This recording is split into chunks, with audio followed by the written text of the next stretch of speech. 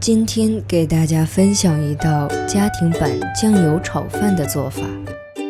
首先准备胡萝卜30克，切成大小约0.5厘米的胡萝卜粒，不要切得太大，否则不容易炒熟。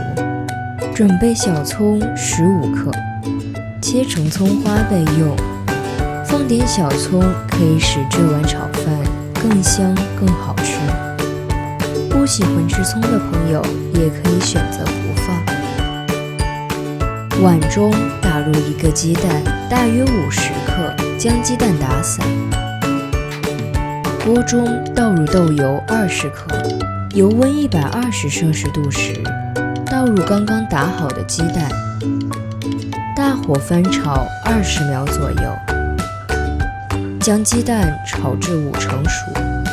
然后倒入米饭300克，胡萝卜30克，中火翻炒至米饭完全散开，大约翻炒1分钟。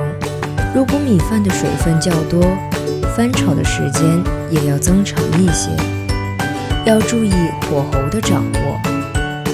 接着倒入盐1克，继续中火翻炒，盐不容易化开，所以我们要多翻动，大约翻炒2分钟。倒入生抽10克，老抽5克，蚝油5克，继续中火翻炒，将每粒米饭都均匀地裹上酱油和调料，大约翻炒1分钟。出锅前倒入葱花，将葱花翻炒均匀，大约20秒，酱油炒饭就做好了。喜欢本期视频的朋友，可以点赞、订阅、关注我们的频道。